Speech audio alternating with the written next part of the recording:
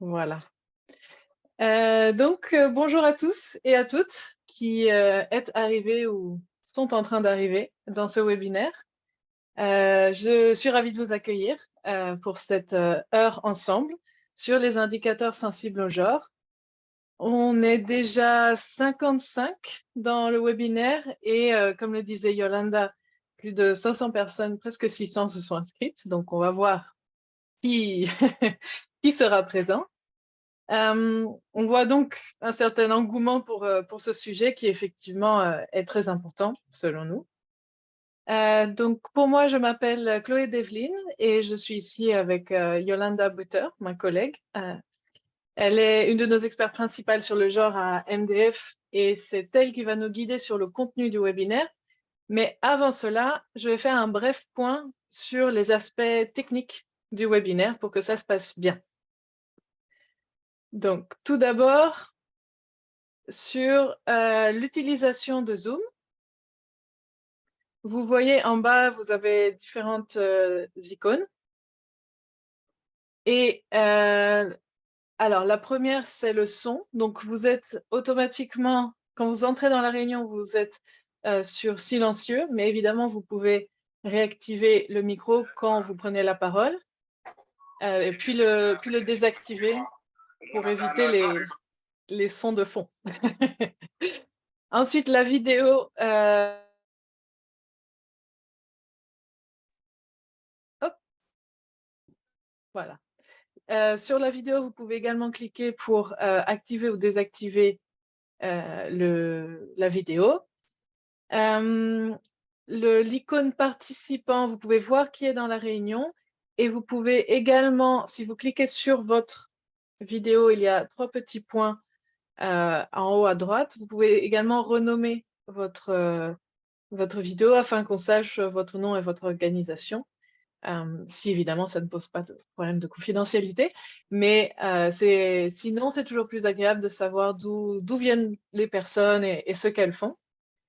Ensuite, dans l'onglet discussion, vous pouvez écrire vos questions et commentaires, c'est le chat tout simplement. Et donc comme je vous l'ai dit, nous enregistrons ce webinaire qui sera diffusé sur notre chaîne YouTube, qu'on peut également partager avec les personnes s'il y a eu des interruptions dans la réunion ou s'ils n'ont pas pu nous rejoindre pour des raisons techniques. Un autre aspect est le Mentimeter. Donc, je ne sais pas si vous connaissez, mais nous allons utiliser Mentimeter pour ce webinaire. Donc, il faudrait prendre votre téléphone, idéalement, et soit vous allez sur www.menti.com et vous entrez le code qui apparaît à l'écran, 4301849. Soit vous pouvez scanner le QR code avec votre téléphone également. Et normalement, il y a également un lien que Yolanda peut vous partager qui vous mène directement pour entrer dans le Mentimeter. Cet outil permet de faire des interactions. Donc, nous faisons la présentation et il y a certaines diapositives où vous pouvez entrer des réponses ou interagir et cela apparaît à l'écran. Donc, c'est pour intégrer vos apports dans la présentation. Alors, des fois, ça prend un peu de temps, le temps que ça charge. Donc, je vous laisse encore quelques secondes pour vous connecter. Donc, si vous utilisez le code QR, vous n'avez pas besoin du code, normalement, si vous avez cette possibilité.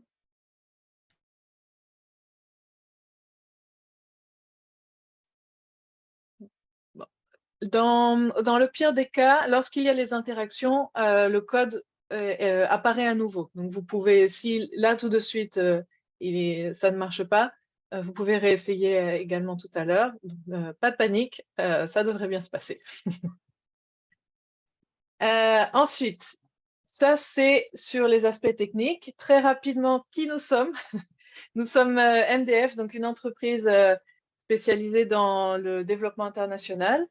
Et nous faisons différentes choses dans ce secteur, des formations sur différents aspects de la gestion de projet dans le secteur du développement, des trajectoires d'apprentissage plus longues auprès d'organisations qui s'engagent dans ce genre de trajectoire, du conseil et de la facilitation d'événements entre différentes parties prenantes, des évaluations de projets également et du développement d'entreprises ou développement entrepreneurial.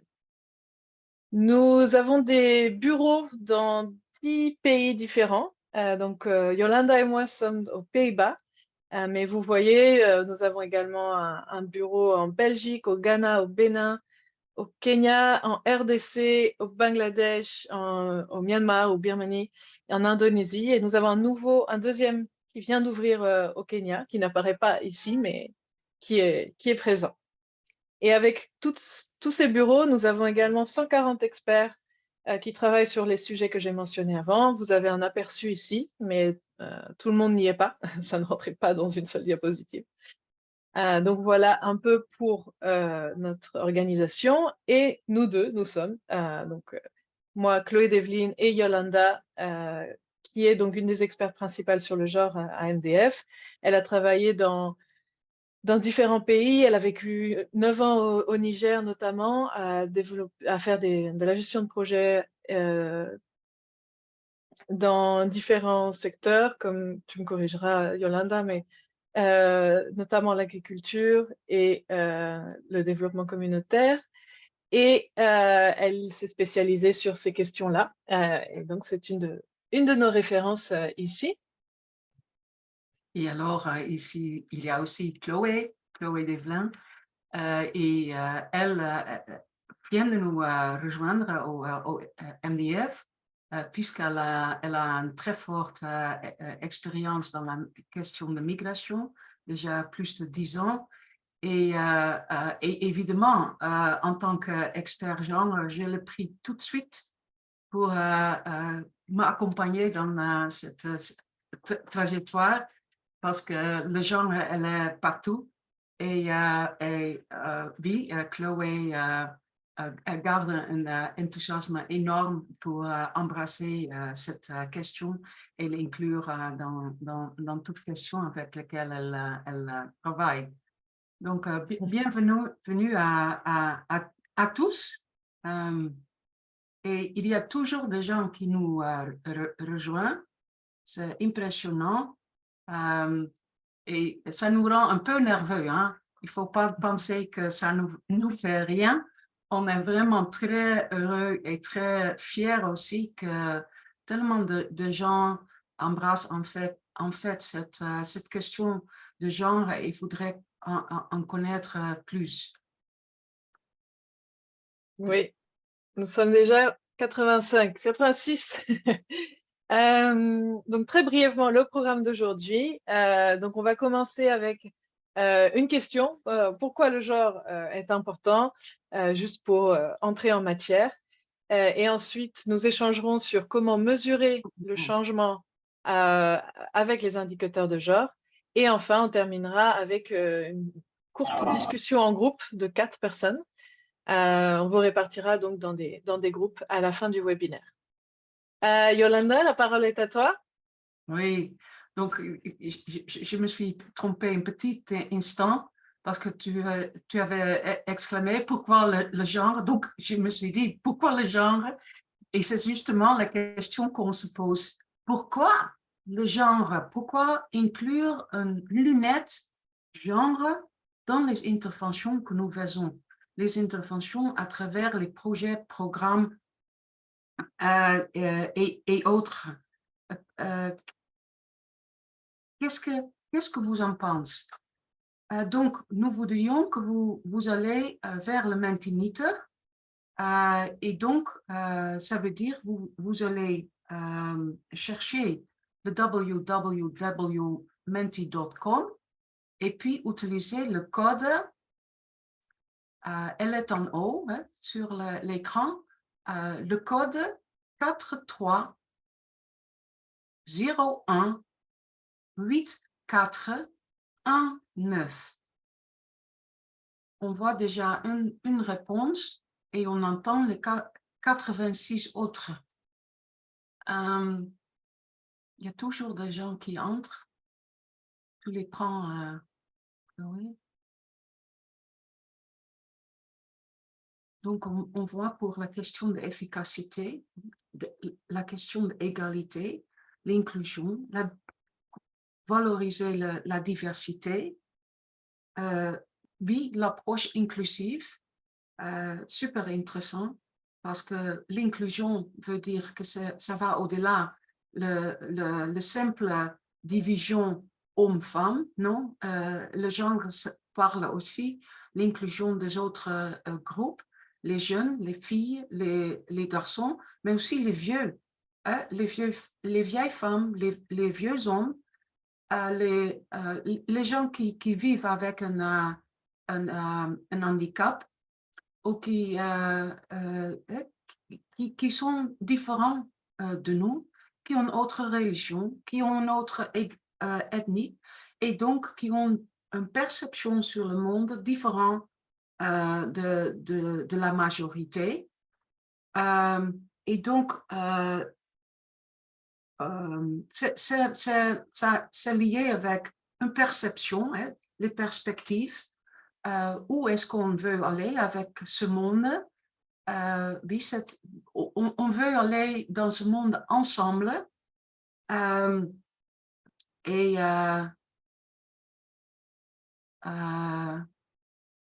donner une voix aux marginalisés. Oui, donner la voix aux marginalisés, pas seulement une voix, mais aussi un contrôle, hein, que les intérêts des marginalisés est aussi considéré, même si c'est quelque chose d'exceptionnel, non, aussi l'exception a sa place pour qu'on va vers un développement durable pour tous. Et donc la justice sociale fait partie de cela.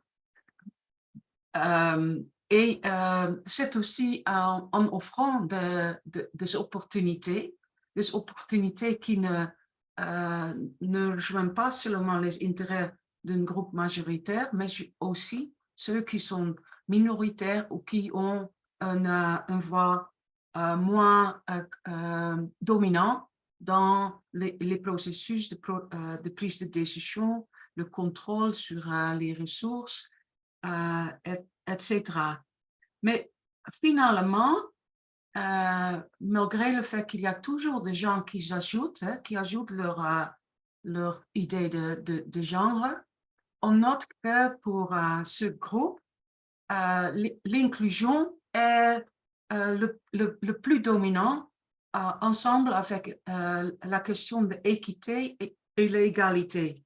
Donc, ce sont les mots qui deviennent plus grands dans cet écran, puisqu'elle a été répétée plusieurs fois par les gens qui sont là. Donc, un bon moment pour continuer. Si vous n'avez pas réussi à remplir, j'espère que vos idées sont quand même représentées dans cet écran. Et donc, le genre, c'est quelque chose de nous-mêmes.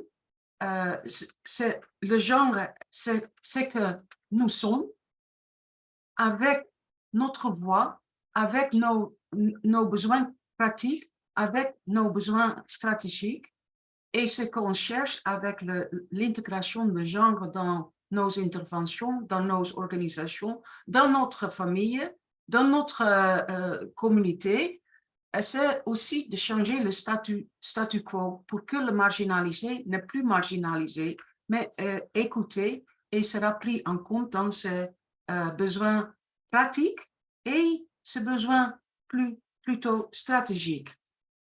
Et nous disons alors, le genre est partout. Le moment qu'on quitte la maison, même dans la maison, le genre est là. On quitte dans la rue, le genre est là. On va dans les champs, le genre est là. Il y a une différence de position, un différent accès au contrôle et la prise de décision par rapport aux ressources autour de nous.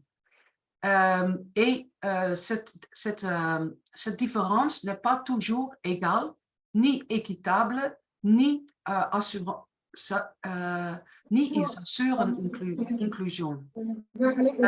Donc, pour cela, si on investit dans nos communautés avec les projets de développement, il faut l'inclure dans la gestion des projets et des organisations. Et en plus, le genre n'est pas seulement sur les femmes, non, elle parle aussi des hommes. Il faut, pour un changement de status quo, il faut marcher ensemble et chacun fait partie du chemin de changement. Et donc, quand on travaille sur la question genre, qui est partout, donc, en fait, nous tous devrons toujours travailler avec le genre et sur le genre, mais pour le faire bien, il faut prendre en compte 4 dimensions sur lesquelles le changement a besoin d'avoir lieu. Donc, c'est-à-dire, la question genre devrait obtenir un changement systématique au lieu de linéaire. Donc, ce n'est pas d'aller tout directement dans une surligne, non, il fallait travailler sur 4 dimensions principales, sur les individus, les femmes, les hommes, les leaders, les vieux, les jeunes, pour qu'ils soient au courant de stéréotypes, de privilèges, des exclusions qui sont encadrés dans la façon dont nous nous comportons, donc au niveau individuel. Mais en plus, l'environnement direct de cet individu doit changer. Parce que si nous-mêmes sommes conscients, ça ne veut pas dire encore qu'avec ça, nous pourrions faire un changement. Notre organisation devrait aussi nous accompagner dans les changements. La façon dont le recrutement est fait, la façon dont les projets sont conçus, la façon dont l'argent est utilisé. Ça, c'est à travers les organisations, donc l'environnement direct. Puis, évidemment, les institutions, avec leurs règles, avec leurs lois, avec les conventions, avec tout ce que cadre les relations genre dans notre société. Et, en fait, la société en tant que telle aussi a un rôle à jouer en changeant des valeurs, des normes, des principes pour que tout un chacun pourrait avoir sa place dans un développement durable. Et donc, dans nos projets, programmes, on reçoit de l'argent de bailleurs, ou de fonds, ou une partie du système de taxes de notre pays. Et on devrait nous, comment dire,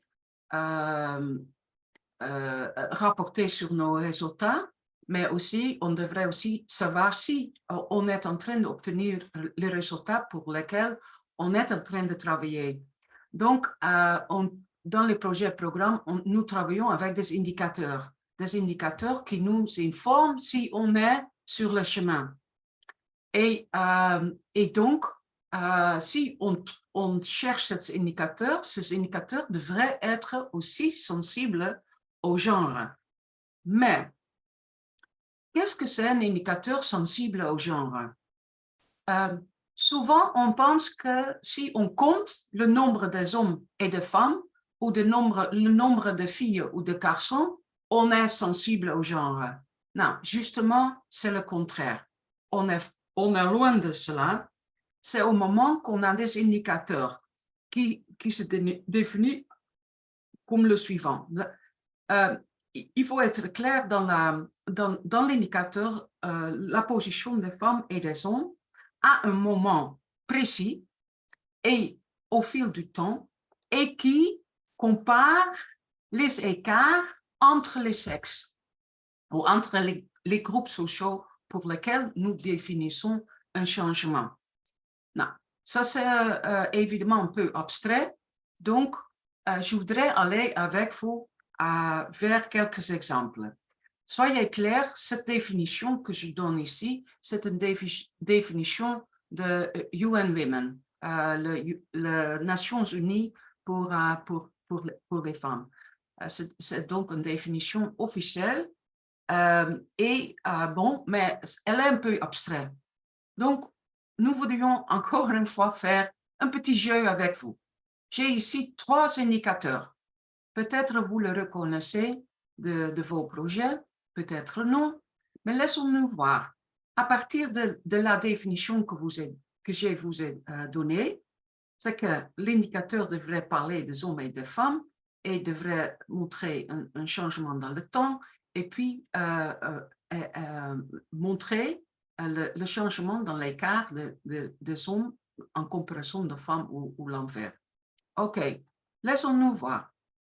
Utilisez le Mentimeter, encore une fois, donc menti.com, le code 4301 8419, et puis laissons-nous voir qu'est-ce que vous répondez.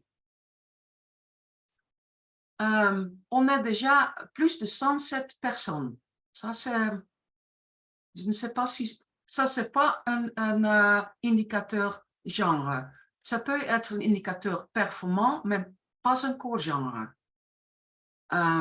Puisqu'on ne sait pas le changement que ça va donner. Ça peut-être après, nous devrons se rencontrer pour connaître le changement qui a eu lieu à partir de ce webinaire. Donc, j'ai déjà 19 personnes qui ont rempli. J'attends encore un tout petit peu pour voir les réponses.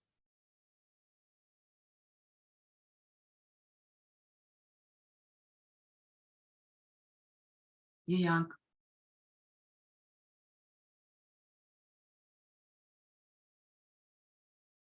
super intéressant. Donc, on a déjà 20 bits. Si vous me permettez, je vais maintenant vous exprimer quel est l'indicateur qui est sensible au genre. Donc, je note que le premier, le nombre de débats, bon, 10 on dit que c'est sensible, 24 on dit pas sensible, le deuxième aussi, on voit demi-bleu, demi-rouge, et le dernier, on a un peu moins de bleu, un peu plus de rouge, et je dois dire, tous est rouge. Aucun de ces indicateurs est sensible au genre, parce qu'aucun fait rend compte de l'écart entre les hommes et les femmes. Donc, laissons-nous voir comment on transforme ces 3 indicateurs en indicateurs sensibles au genre.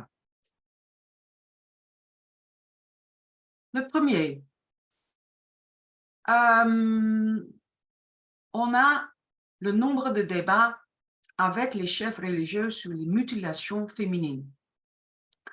Pour le rendre sensible au genre, une manière de le formuler peut être niveau d'appréciation des femmes par rapport aux hommes et aux chefs religieux, ainsi ce qui concerne leur rôle dans la détermination de l'ordre du jour, leur participation au partage et au débat. Ça, c'est un exemple, et je dis exemple parce que pour le rendre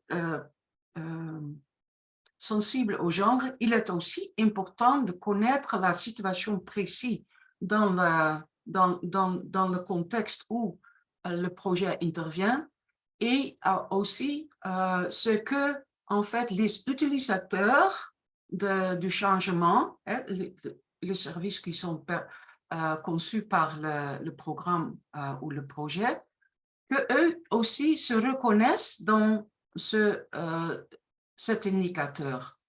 Donc, le meilleur indicateur sensible au genre, c'est un indicateur qui est formulé avec les parties prenantes de votre action. Mais la reformalisation note le changement et l'écart des femmes par rapport aux hommes et ici, les chefs religieux en ce qui concerne. Le deuxième indicateur, nombre de femmes dans le secteur de la construction. Bon, on le voit, ce type d'indicateur, on le rencontre beaucoup. Nombre de femmes dans les formations, nombre de femmes qui travaillent dans l'irrigation, nombre de femmes qui participent aux réunions.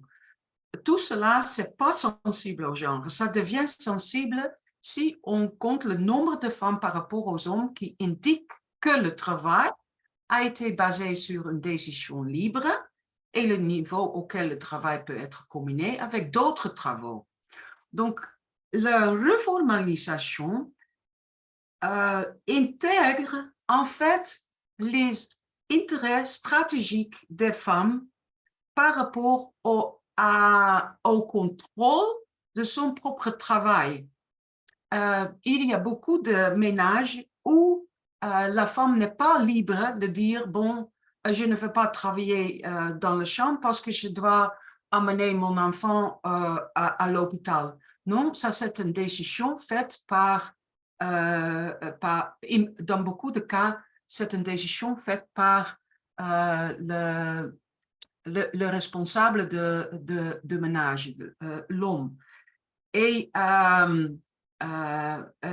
le travail extra qui provient d'un projet ou d'un programme n'est pas toujours analysé sur la base de travail que les femmes et les hommes déjà font. Donc, il n'est pas clair si le travail pourrait être combiné avec d'autres travaux.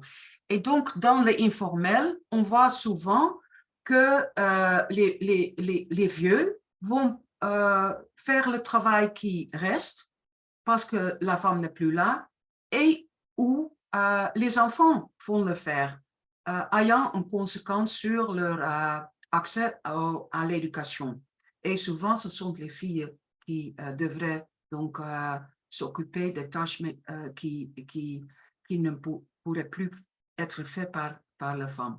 Donc, il y a un effet négatif sur d'autres acteurs du ménage.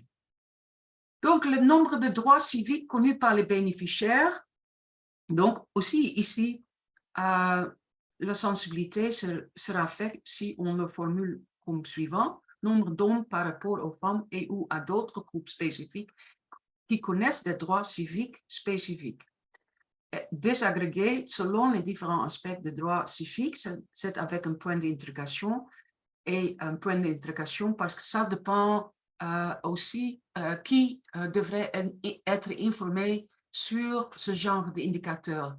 Si c'est au niveau du projet, pour qu'on puisse connaître que va être le droit civique qu'on va promouvoir dans la prochaine période, ce sera bien de savoir quel droit est, comme dit, connu par les groupes.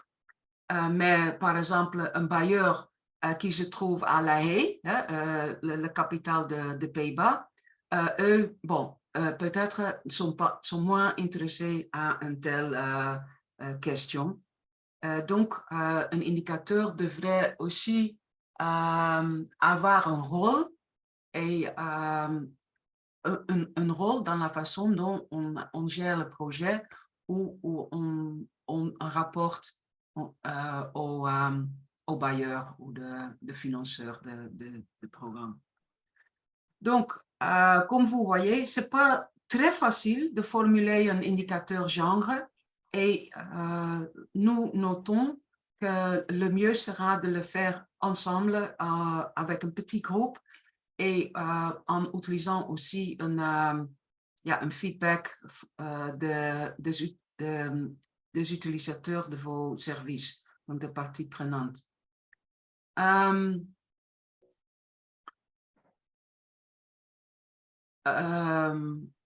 la suite, qu'est-ce que je voudrais partager encore? C'est que si on formule un indicateur genre de manière sensible comme on a étudié auparavant,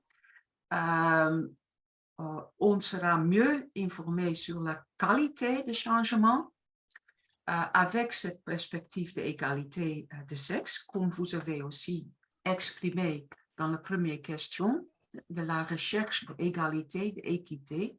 Donc, un indicateur sensible au genre devrait vous informer mieux.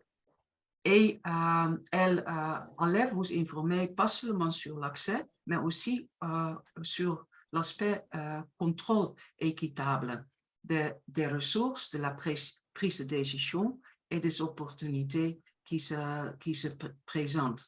Et alors, ça vous permet de s'adapter, changer, flexibiliser vos approches et de le revoir et de l'adapter pour que réellement vous obtiennent les résultats. Donc, un autre moyen pour mesurer le changement, c'est donc à travers des indicateurs plus qualitatifs.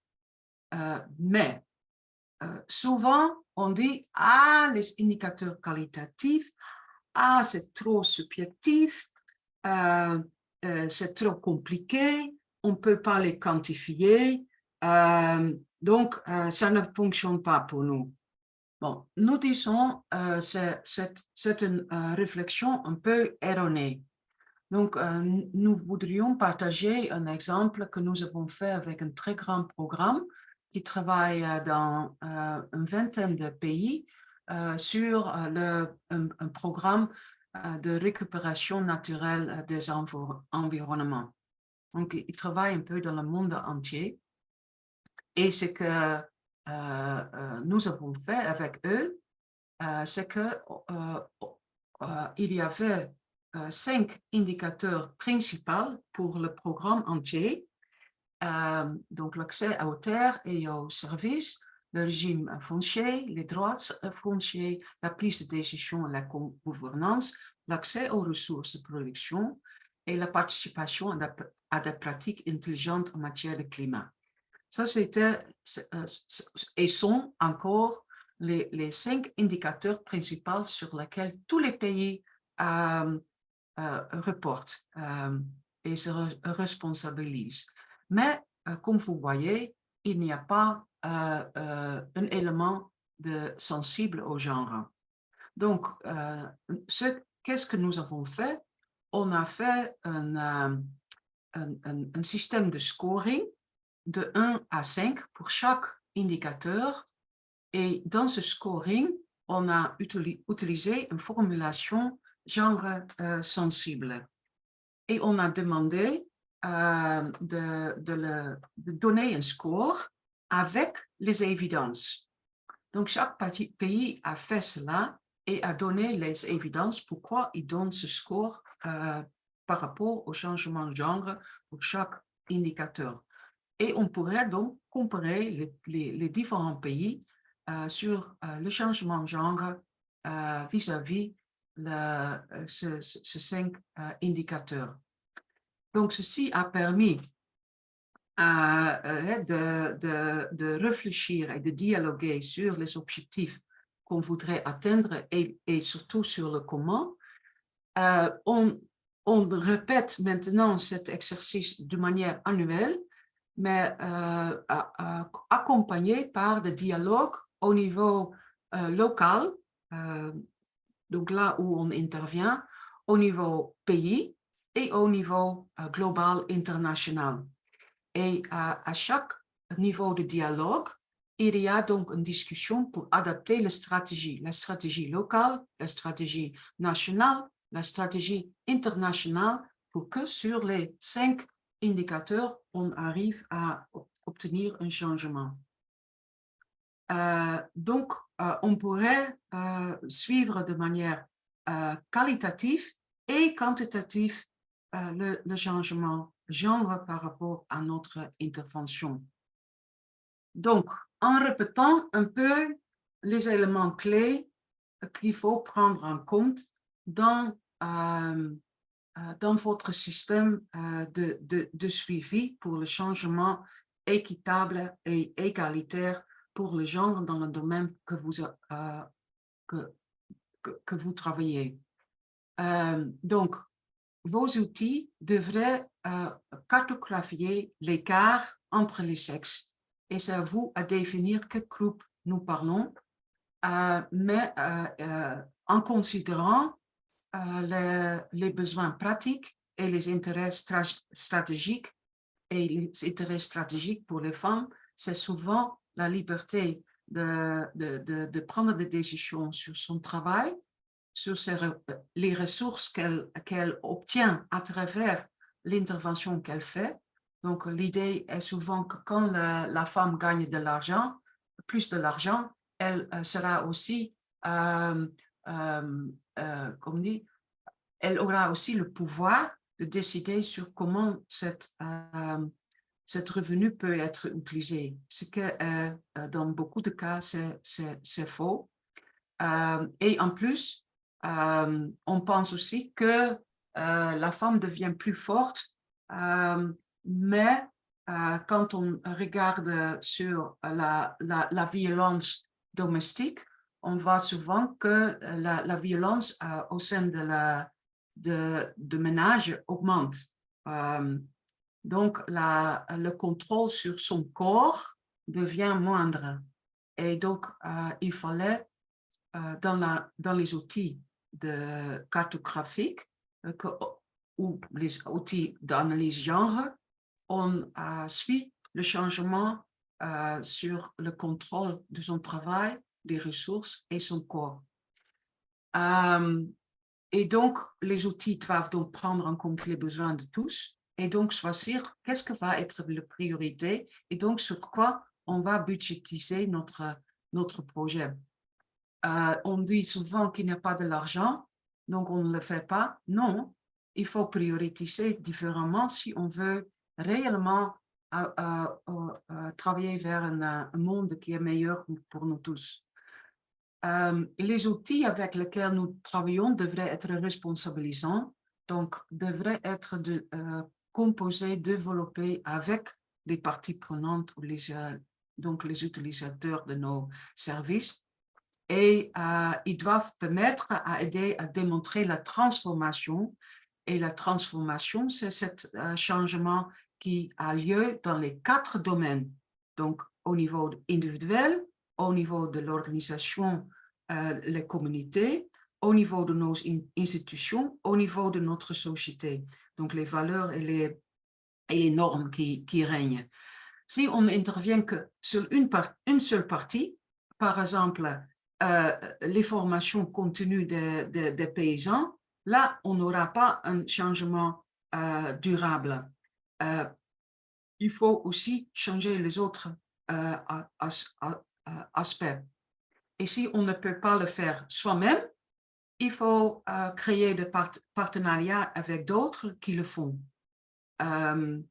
Et donc, l'analyse de genre est quelque chose qui continue, qui devrait être renouvelé à tout moment pendant la préparation d'un projet, pendant la budgétisation du projet, pendant le moment qu'on fait le contrat avec celui qui finance.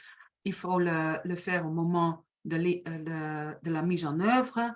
Il faut le faire au niveau de l'évaluation. Elle est tout le temps là.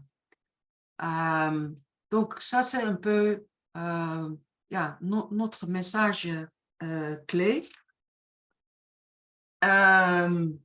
Et donc, je me demande, est-ce qu'il y a des questions? C'est comment, Chloé? Alors justement, il y a une question qui vient d'être envoyée qui dit: un indicateur peut-il être sensible au genre s'il omet délibérément de mentionner les différences avec l'identification de genre? Par exemple, parce que l'identification peut être synonyme de représailles, mais que si elle est omise, elle peut être plutôt inclusive. Oui, je ne suis pas sûre si j'ai complètement compris, mais je raconte un peu une expérience que j'ai eue. J'ai travaillé au Rwanda, tout juste après le grand conflit, donc au début de 2000. Et donc, on m'a invité comme expert genre.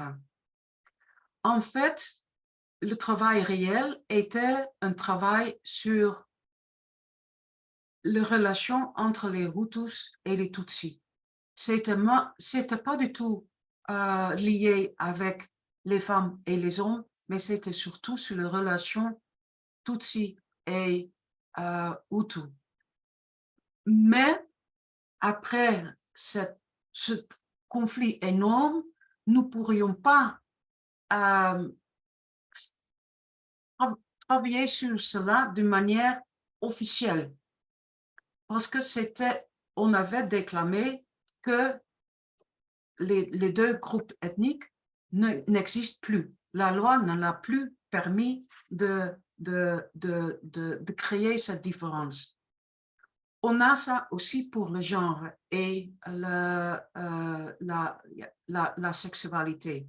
On sait que le genre n'est pas binaire. C'est pas une personne est complètement homme ou une autre personne est complètement femme. Mais dans certaines sociétés, c'est pas permis comment on dit, distinguer de manière explicite dans des indicateurs. Faut pas le faire, c'est trop dangereux. Donc, on trouve d'autres façons. Et c'est pour cela c'est important de parler, de créer une façon de le faire et donc de trouver un indicateur qui est, comme dit, soutenu par l'utilisateur. Est-ce que ça, c'est une réponse clé, Claude? Bah, c'est Anselme dit merci. Je ne sais Oh, pas ok. si ça veut dire Heureusement. que ça Heureusement. répond. Non, il faut pas toujours, les grandes difficultés, il faut pas, parfois aussi un peu le cacher. C'est tout, je pense. Ok. Euh, il y Ensuite, a, il y a de... pardon. Est-ce que tu veux que je te donne une autre question ou tu voulais... Oui, s'il te plaît. Ok. Euh, alors, est-il possible de nous parler en profondeur de l'analyse de genre? Ça, je pense que malheureusement, on n'aura pas forcément le temps maintenant de parler des choses en Non, profondeur parce qu'on a non. uniquement, il nous reste que un quart d'heure. Mais peut-être, il y a une question sur ce qu'est un outil responsabilisant ou autonomisant. Peut-être que tu peux expliquer rapidement ce que c'est, Yolanda? Oui, j'ai eu le cas dans lequel on devrait donc mesurer le changement sur le revenu des femmes et des hommes. Mais on ne pourrait pas leur demander en sous, en argent, qu'est-ce que vous gagnez en plus? Les gens ne vont pas te parler. Donc, on leur a demandé de manière pratique comment on sait si un ménage a un revenu augmenté. Donc, c'était en Afrique de l'Ouest, au Niger. Donc, les femmes ont dit, c'est au moment que la femme a plus de calebasses. Donc, au début de l'intervention et à la fin de l'intervention. Donc, on pourrait prendre quelques ménages et compter le nombre de calebasses. En plus, nous pourrions demander au groupement féminin de compter eux-mêmes les calebasses des femmes. Donc, on n'était plus, comme on dit, concernés dans le suivi. C'était les femmes eux-mêmes qui le faisaient pour voir est-ce que réellement nos ménages font mieux depuis le début du projet. Donc, on pourrait même demander à travers WhatsApp de donner les résultats. C'est une réponse?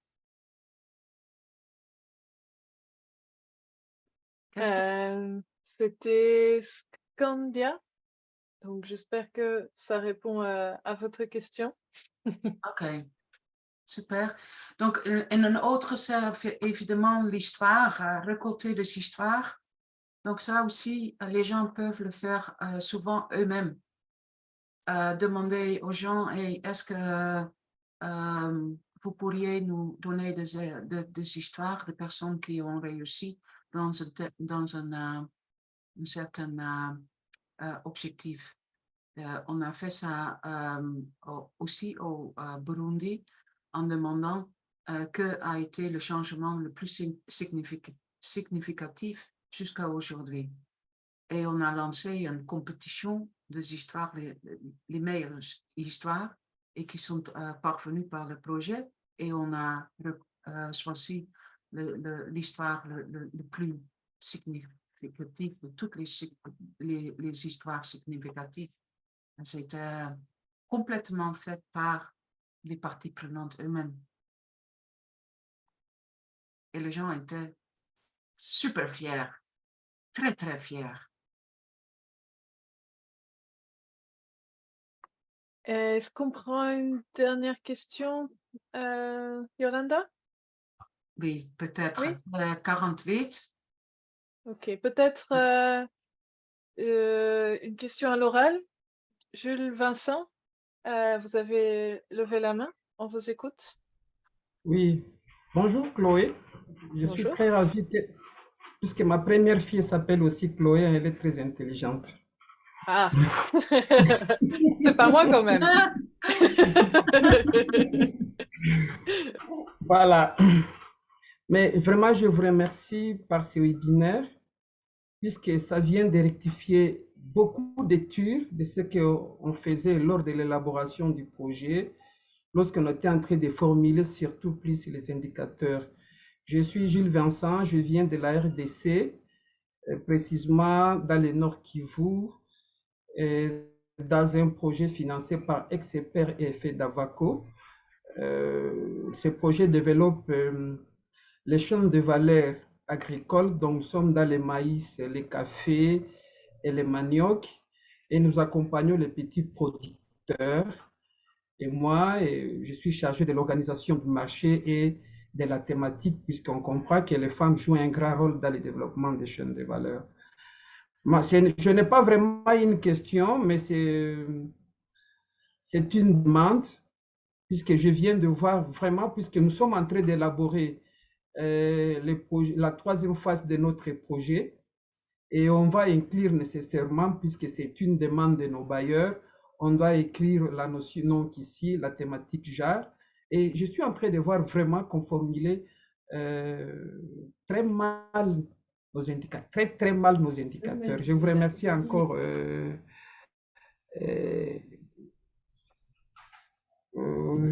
Jolada pour votre présentation.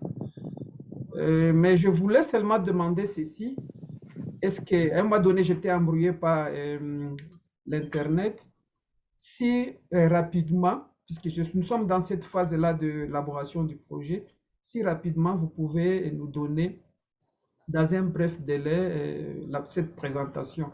Et ensuite, si dans cette présentation, vous pouvez mettre la bibliographie qui peut vous permettre d'enrichir plus ce que nous venons d'écouter ici. Et souvent, MDF, vous faites beaucoup de formations en anglais. C'est vraiment un peu difficile pour nous dans un pays francophone, même si nous pouvons fournir un effort pour nous comprendre, et ça prendra beaucoup de temps puisque ce que nous faisons à côté, nous faisons aussi avec le travail. Je voulais savoir, est-ce qu'il y a un programme pour de telles formations, si les genres en français, comme ça, des formations en ligne, comme ça, nous pouvons nous inscrire et nous commençons directement. Je suis vraiment très ravi aujourd'hui, je vais discuter avec mon directeur. Oui, non, vraiment, je suis vraiment très content que vous vous rendez compte comment c'est difficile de formuler un projet sensible au genre, surtout dans les chaînes de valeur, de café, de manioc, en sachant que les femmes font tellement dans ce cadre, et comment donc faire à ce que les hommes et les femmes en profitent de manière égalitaire et juste, sans avoir de grandes bagarres à la maison ou sans pour autant qu'elle s'épuise complètement et l'homme peut-être va au bar, au café, peut-être cherche une autre femme, etc.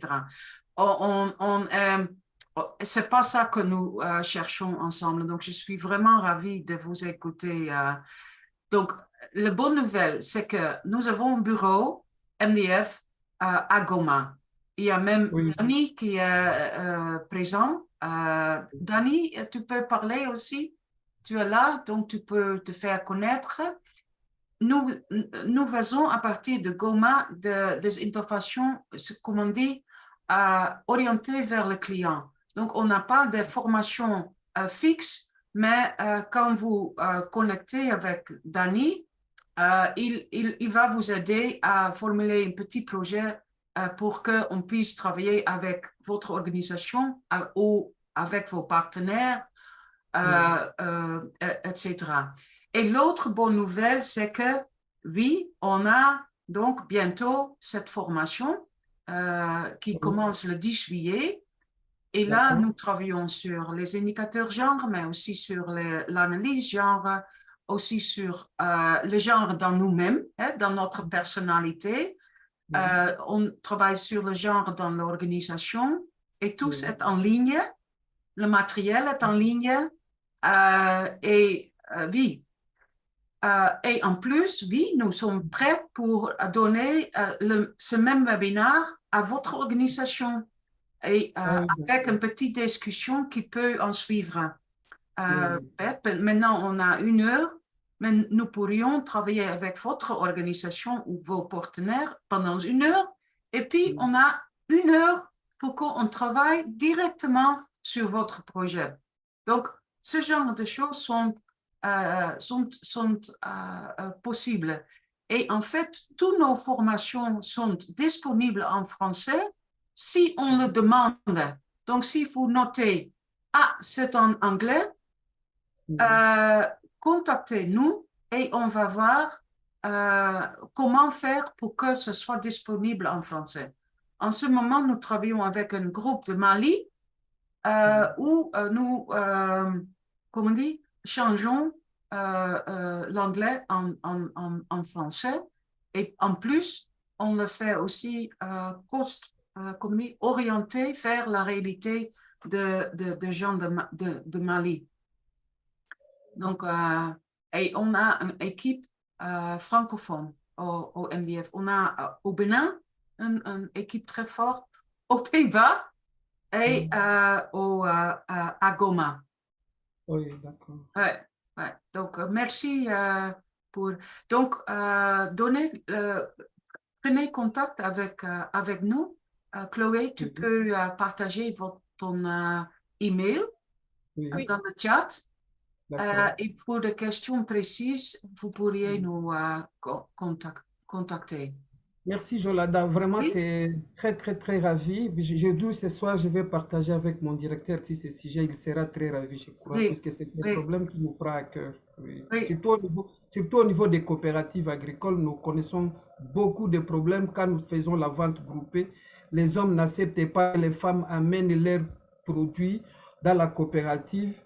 C'est difficile et les femmes vraiment sont frustrées lorsqu'ils voient ses amis ont amené les produits dans l'entrepôt et elle n'a pas amené puisque son mari a refusé à ce que les produits entrent dans l'entrepôt. Merci vraiment. Je mets directement mon email dans le chat. Oui. Ok, merci Vincent. Merci. Ok, nous sommes presque à la fin de ce webinaire. Et comme la question de Vincent a aussi démontré, la question genre et son intégration dans le projet de programme, ça demande en fait plus de temps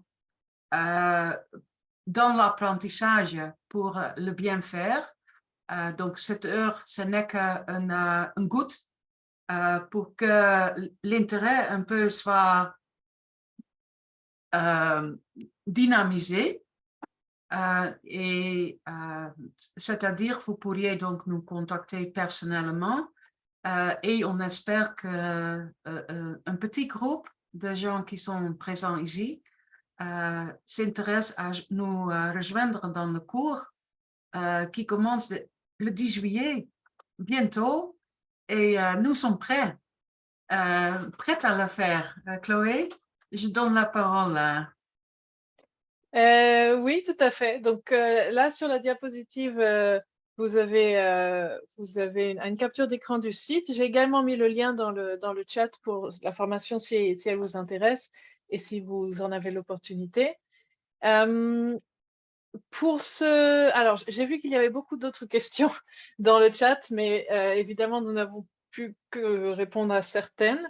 J'ai également mis dans le chat mon email. Donc, on pourra aussi essayer de répondre à vos questions. Vous pouvez nous contacter.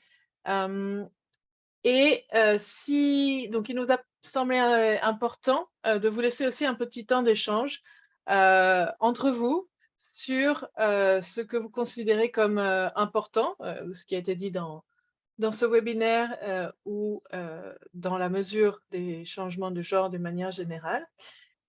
Donc, si vous avez encore 10 minutes, donc c'est un peu plus que prévu, mais c'est facultatif. Si vous ne pouvez pas, ce n'est pas grave. Mais je vais vous partir en groupe de 4 et comme ça, vous pourrez connaître quelqu'un dans le monde qui travaille également sur ces questions. Et vous avez donc 10 minutes pour échanger sur des choses importantes pour vous, de ce qui a été évoqué, mais également peut-être des trucs et astuces, si vous en avez, sur la mesure du changement avec des indicateurs de genre. Donc, je vais ouvrir les salles et nous les fermerons dans 10 minutes et ce sera la fin du webinaire. Si vous avez d'autres questions, vous pouvez toujours les mettre dans le chat. Et c'est parti. Vous devriez bientôt aller dans vos groupes.